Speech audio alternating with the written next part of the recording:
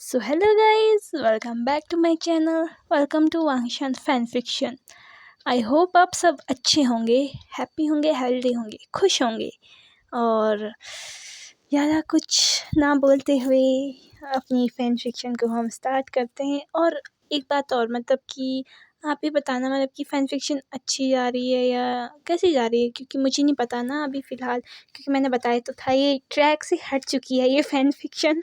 तो मैं फिर भी कोशिश करूँगी इसे ट्रैक पर लाने की, जैसा भी है, पर इसे अच्छी क्रिएट करने की। सो आई होप आप सब लाइक करेंगे, कमेंट करेंगे और सब्सक्राइब करना तो बिल्कुल मत भूलिएगा। तो चलते हैं, लेट्स स्टार्ट इट।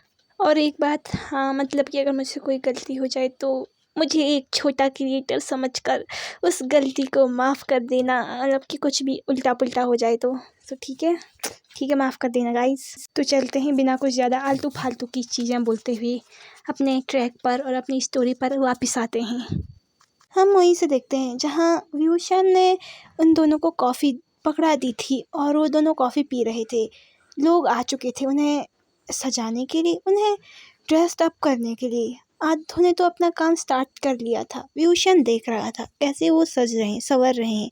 कोई उनका मेकअप कर रहा है तो कोई उनके कपड़े निकाल रहा है, कोई उनके कपड़ों को देख रहा है, चुन रहा है और दिखा रहा है कि क्या पहनना है। ज्वेलरीज दिखाई जा रही हैं और उनके नखरे बढ़े जा रहे हैं। व्यूशन वहीं खड़े होकर देख रहा था। कुछ ही टाइम बाद वहाँ उनकी मॉम आ गई। उनकी मॉम भी देख रही थी और खुश थी उन दोनों को देखकर। उन्होंने व्यूशन को बिल्कुल नज़रअंदाज कर दिया था उस टाइम, बिल्कुल भी नहीं। ऐसा मतलब वो एग्जिस्ट ही नहीं करता, वो इनविजिबल हो गया हो। वो सीधे अपने बच्चों के पास गई और उनके सर को सहलाते हुए कहा, बेटा अब इतना ज़्यादा वो मत करो, जल्दी तैयार हो जाओ, टाइम निकला जा रहा है, हमें जल्दी भी जाना है, तुम्हें पता है ना। वो दो अपना सर हिलाते हुए कहते हैं, हाँ मॉम, हमें जल्दी जाना है, हमें पता है, बस थोड़ा सा हो गया हमारा। वो ऐसी ही बातें कर रहे थे। पता नहीं व्यूशान के अंदर थोड़ी सी हिम्मत जाग गई। उसने अपनी मॉम से कहा, मॉम, क्या क्या मैं भी आपके साथ आ सकता हूँ? मेरा भी मन है आने का। जैसे ही व्यूशन ने ये कहा, व्यूशन की मॉम ने अपनी आंखें रेज करते हुए उससे कहा, क्या तुम भी आना चाहते हो? तुम पागल हो क्या? उनकी बातें काटते हुए चान यानी ने आगे आते हुए व्यूशन के कॉलर को पकड़ते हुए कहा, तुम आओगे? तुम्हारी इतनी हिम्मत कि तुम हमारे साथ कैसल आओगे? अपनी शक्ल देखिए कभी आईने में, तुम्हें देखने से पहले ही वो लोग उल्टी कर देंगे और तुम आने की बात कर रहे हो। अपनी औकात मत भूलो, ठीक है? और वो ये कहकर उसे धक्का दे देती है, जिससे व्यूशन फ्लोर पर गिर जाता है। उसकी आंखों में आंसू आ जाते हैं, उसकी आंखें नम हो जाती हैं। वो अपनी नम भरी आंखों से अपनी मॉम की तरफ देखता है और अब जियान यानी की तरफ देखता है। वो देख रहा था कि जियान यानी ने मॉम के सामने ही उसे धक्का दे दिया, उसे क्या कुछ नहीं सुना दिया और उन्होंने कुछ भी नहीं किया, कुछ भी नहीं। इसे देखकर व्यूशन अंदर से टूट गया था। वैसे ही वो बहुत बहुत ज़्यादा सहता था और आज तो उसकी मॉम के सामने, भले ही वो उसकी अपनी मॉम नहीं थी, पर फिर भी बचपन से उनके साथ था, तो कुछ तो प्यार होता होगा, कुछ तो प्यार करती होंगी वो उससे। उसने उम्मीद किया था, पर शायद वो उम्मीद उसकी आज टूट गई। वो सब विंग को उसी हालत में छोड़कर वहाँ से चले गए थे अपने अपने कामों में, क्योंकि उन्हें लगता था उससे भी इम्पोर्टेंट उनके पास बहुत से काम हैं। वो विंग को बिल्कुल इम्पोर्टेंस नहीं देते थे, बिल्कुल भी नहीं। वो उसे एकदम ऐसे मीट की तरह मानते थे, बिल्कुल एक मीट। व्यूशन ने खुद को संभाला, वो खुद को संभाल कर उसने आएँ भरी और वो सीधा अपने रूम में चला गया।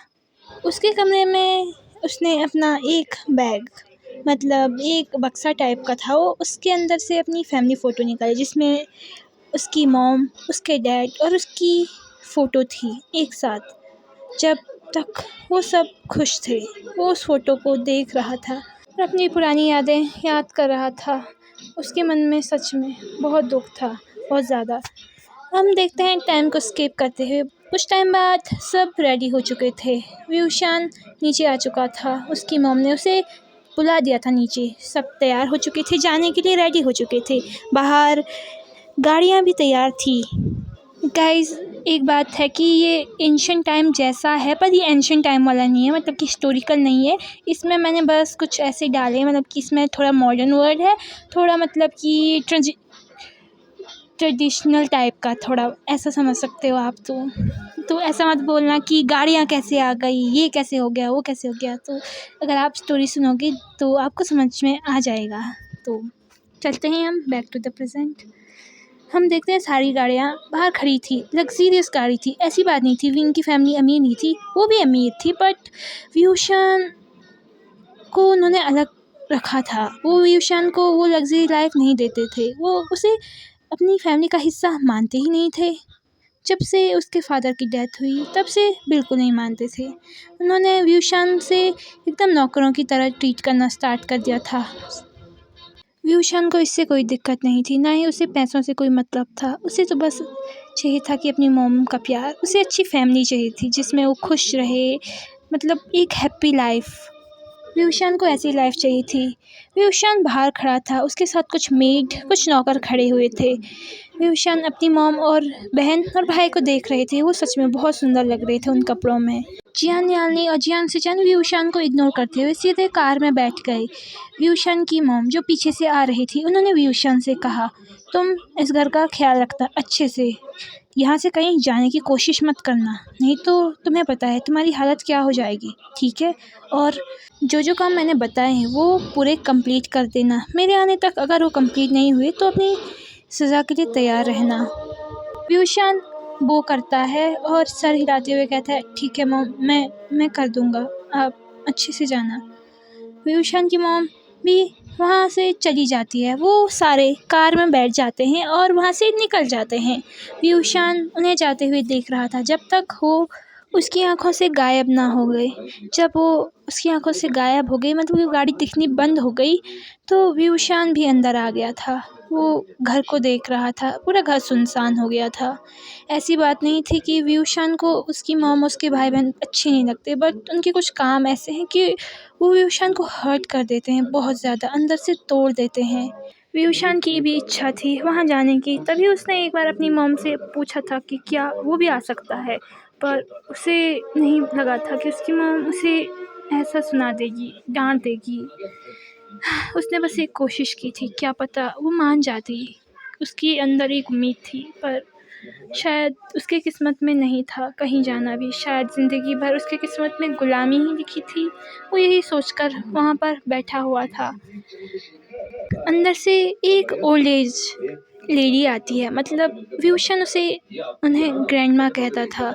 वो व्यूशन को अपने बेटे जैसे मानती थी। वो तब से उस घर में काम करती थी जब से व्यूशन की रियल मॉम वहाँ थी। वो उसे अपनी बेटी जैसा ट्रीट करती थी। व्यूशन को भी वो बहुत मानती थी, पर वो कुछ कर नहीं पाती थी। है तो वो उस घर की नौकरानी ही ना, क्या ही बोल पाती थी बड़े लोगों के सामने। वो व्यूशन के पास आती है और व्यूशन के पास जाकर वहीं पर बैठ जाती है और उसे कहती है, बेटा तुम्हें जाने की इच्छा थी क्या? हाँ। व्यूशन अपना सर हिलाते हुए कहता है, हाँ ग्रैंड माँ, मेरा बहुत मन था एक बार कैसल देखने का, बहुत ज़्यादा। मैंने बहुत कहानियाँ सुनी है वहाँ की, बहुत बातें सुनी है वहाँ की, मेरा भी मन था। इसलिए नहीं कि वो मुझे चुने एज अ पार्टनर, बस इसलिए कि एक बार मेरी इच्छा थी वहाँ जाने की, उस खूबसूरत महल को देखने की। सुना है वो बहुत सुंदर है, एकदम ब्लू, शाइनी ब्लू, मुझे बहुत पसंद है। काश मैं जा पाता ग्रैनी, काश एक बार देख पाता। उसकी ग्रैनी उसके गालों को पकड़ते हुए उसका सर सहलाते हुए कहती है, तुम जा सकते हो, पर तुम्हें टाइम पर वापस आना पड़ेगा। व्यूशन, तुम जाना चाहते हो तो तुम जा सकते हो, मैं तुम्हें भेज सकती हूँ। जैसे ही व्यूशन ये सुनता है उसकी आंखें एकदम बड़ी बड़ी हो जाती है। वो कन्फ्यूज़न से पूछता है कि पर ग्रैनी मैं कैसे जा सकता हूँ, मेरे पास ना ही कपड़े हैं, मैं ऐसे नहीं जा सकता हूँ, ना ही कुछ है। और अगर मॉम ने और बहन भाई ने, ब्रदर सिस्टर ने देख लिया तो मेरे साथ साथ आप भी प्रॉब्लम में आ जाओगे। मतलब मैं नहीं बोलूँगा पर फिर भी मैं छुप कर जाऊँगा कैसे, मुझे नहीं पता है।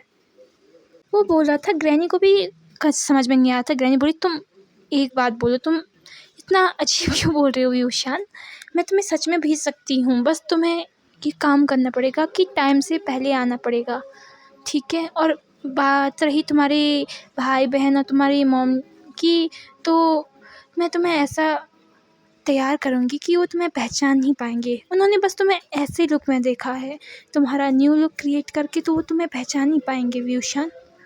तो तुम जाना चाहते हो या नहीं? व्यूशान सोच में था। व्यूशान सोच रहा था, क्या मैं जाऊँ क्या नहीं। उसने फिर लास्टली डिसाइड किया कि वो जाएगा, कुछ भी हो गए पर कोई बात नहीं, वो जाएगा, देख लेगा बात का बाद में। उसने अपनी ग्रैनी को कहा, ग्रैनी ठीक है मैं जाऊँगा, मैं जाना चाहता हूँ। ग्रैनी ने स्माइल पास करते हुए कहा व्यूशान को, तो ठीक है चलो मेरे साथ। व्यूशान सोच में पड़ गया, चलो मेरे साथ, कहाँ चलना है ग्रैनी? ग्रैनी ने कहा, तुम बस चलो। ग्रैनी व्यूशान का हाथ पकड़ते हुए उसे अपने साथ लेकर एक सीक्रेट रूम में चली गई। व्यूशान एकदम शॉक।